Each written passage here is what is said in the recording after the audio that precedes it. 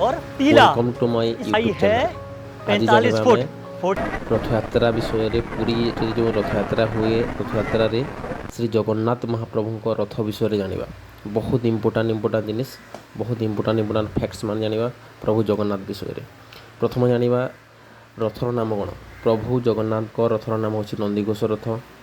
तापरे रथर उच्चता केते बंधु जानिछन्ते कि नाइ। रथर उच्चता होछि 45 फुट बा 44 फुट 2 इंच ताकू कहते 45 फुट भी कह जाए।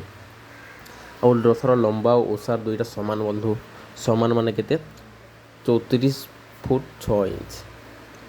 व्यवहार होता काठ संख्या केते काठ गंडी केतेटा काठ गंडी व्यवहार होता है 831 टी काठ गंडी व्यवहार होता है रथ तैयारी बेले। नंदीघोष रथ तैयारी बेले 831 टी काठ गंडी तैयारी होता है बंधु। रथरे लगी चक संख्या केते रथरे 16टा चक लगी था। केतेटा चक बंधु 16टा चक रखी थाए। प्रति चकर उच्चता 6 फुट। प्रति चकर उच्चता नंदीघोष रथर प्रति चकर उच्चता होची बंधु 6 फुट। रथरे रही चिन्ह रथरे क्यों चिन्ह रही है बंधु ओम चिन्ह रही है रथरे। रथर सारथी नाम कौन बंधु दारुका। दारुका होची रथर सारथी नाम। रथरे रही चिन्ह ओम। रथरे व्यवहार होता रशीर नाम कौन आपण मैंने जानते यहाँ। रथरे क्यों रशी व्यवहार होता है माने रथर व्यवहार होता रशीर नाम बंधु शंख चूना नाग। शंख चूना नाग रथर नाम। नंदीघोष रथ महाप्रभु जगन्नाथ को किए देते। नंदीघोष रथ महाप्रभु जगन्नाथ क्यों आनी यहाँ हूँ इंद्र। इंद्र देवता देवराज इंद्र प्रभु जगन्नाथ को यहाँ गिफ्ट देते नंदीघोष रथ को। रथर रक्षक किए। रथर रक्षक होती गरुड़देव। गरुड़देव होती रथर रक्षक।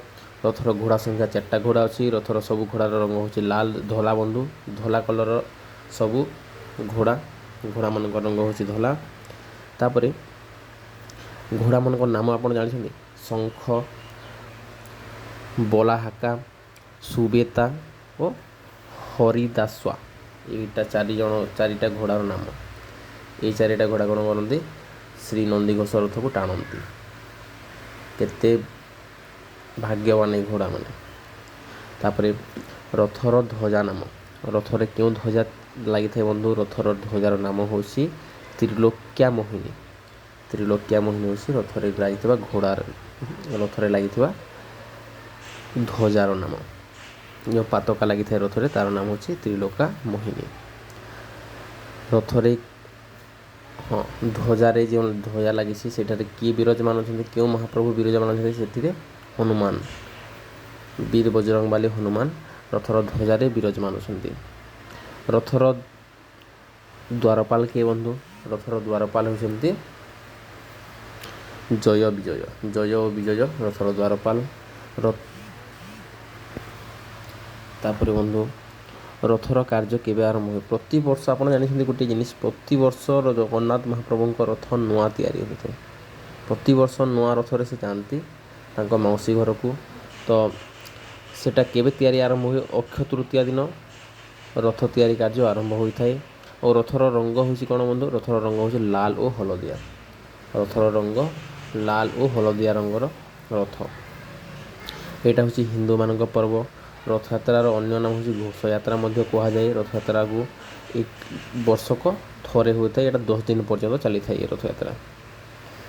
जगन्नाथ प्रभु गुंडीचा टेम्पल को तांको मौसी घर को बुलवा को जाती यही समय।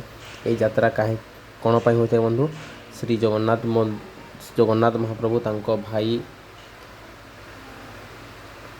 भौणी कालिया बलभद्र सुभद्रा 3 जन तांको मौसी घर को जाती बंधु। वीडियो भल लगी वीडियो को लाइक करूँ शेयर करूँ चैनल को सब्सक्राइब कर।